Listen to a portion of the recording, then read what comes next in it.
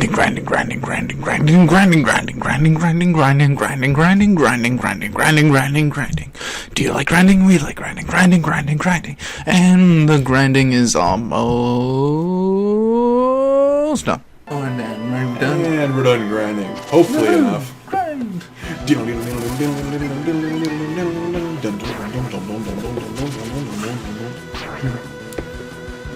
Okay, so this is it's much easier to handle a lot of these when they're doing 1 damage.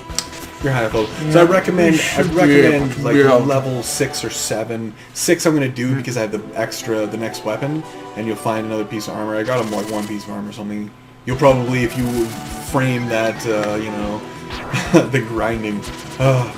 See, the thing about a lot of early Nintendo and Super Nintendo games, you have to grind really early on, like quite a bit. But then after that, you pretty much gain the experience you need, more or less. You do have to do a bit of grinding, but there's only a certain number of places. Like one of my favorite games of all time, Paladin's Quest, which we will do later. Yeah, there's a few spots. There's a few spots you have to grind, but it's not that much.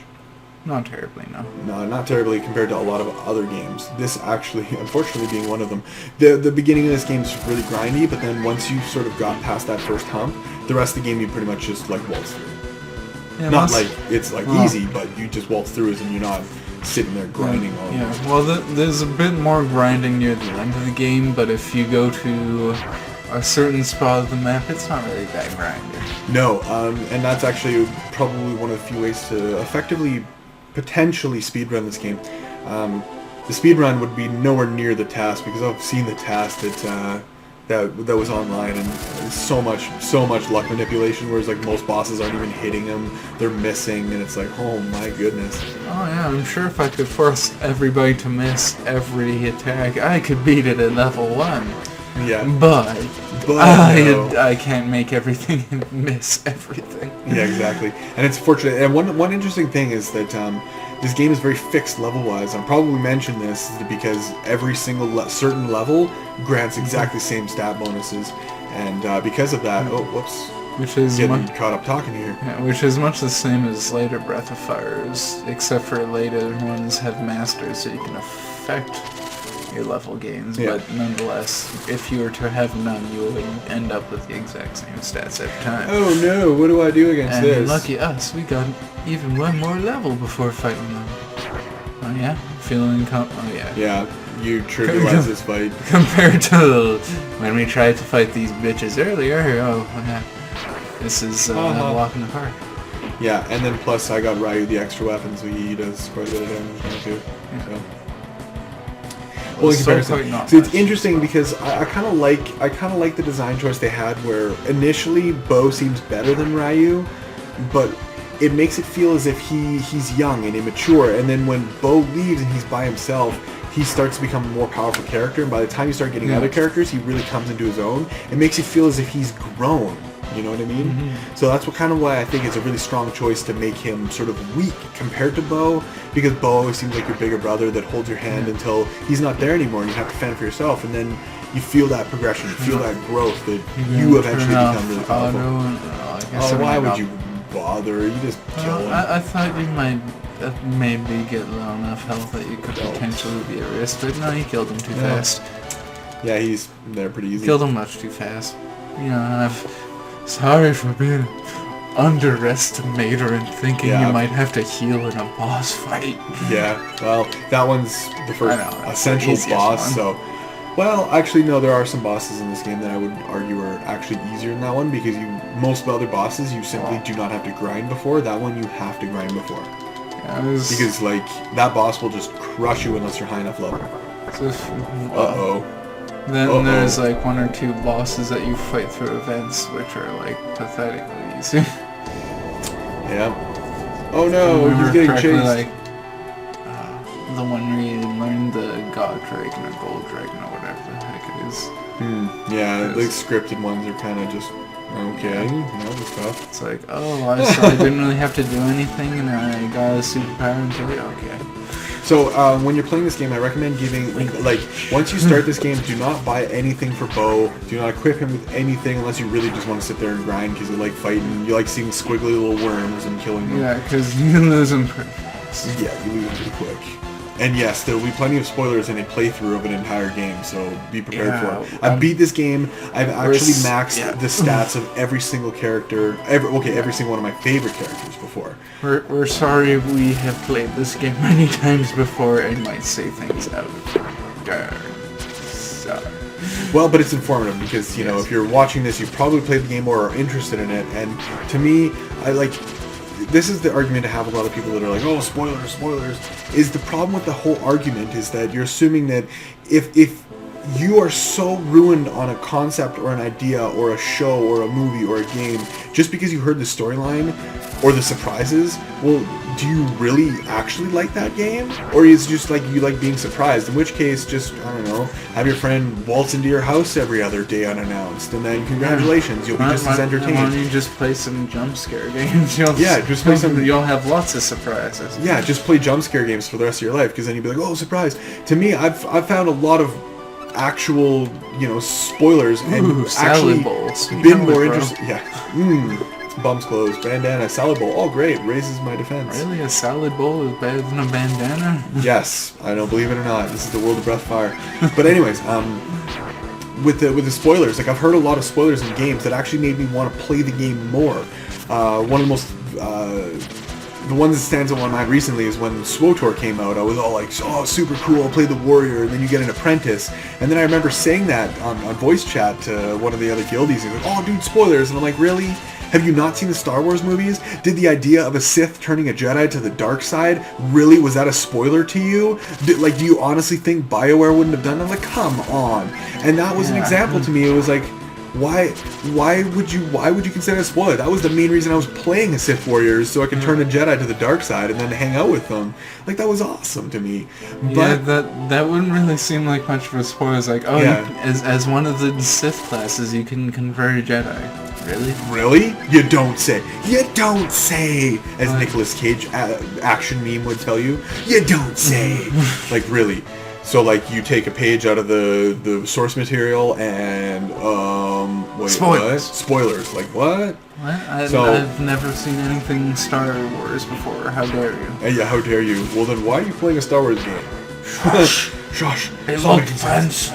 And there's a lot of other games that I had the sort of plot twist revealed to me before I even played it, and then when I saw the plot twist, it was still surprising to me because the way it was presented was so strong, and I was like, oh, cool. Even though I knew it, it still was just as strong, because I don't care if I know the story, I'm still going to watch it. Like, you could give away an entire movie, and if I like the movie, I'm still going to go ahead and watch that movie, because it's still going to be entertaining, even if I know the plot twist.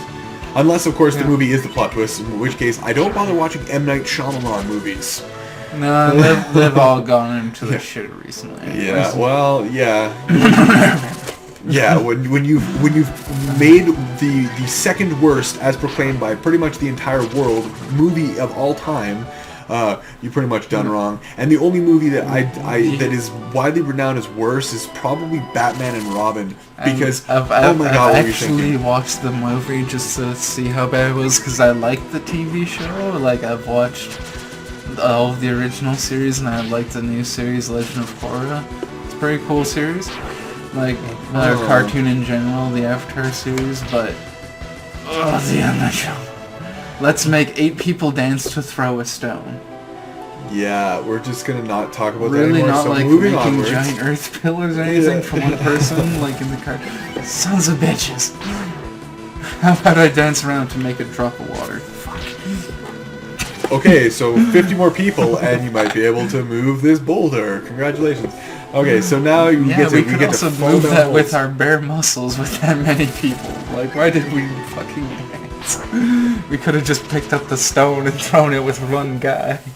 At least it isn't The Hobbit, and it's 50 million song numbers, and how you could possibly make 15 movies out of The Hobbit. Yeah, I don't know how, I don't understand. I haven't seen The Hobbit yet, but making a trilogy out of a book, like a single book, whereas you made the other trilogy out of 3 books, it's just like, let's milk this fucker for all it's worth. Yeah, in the case of The Hobbit, really, honest to God, I'm telling you right now, straight up, milk it. Because it would take a person with a really low, like, grade reading level just as long to read the entire book as it is to watch the first movie.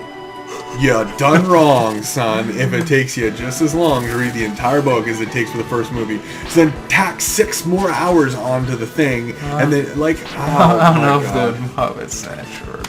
It's actually fairly short. Like, you don't realize it until you read it again. You're like, oh, not that much happens in it, actually. It's way shorter than the other ones.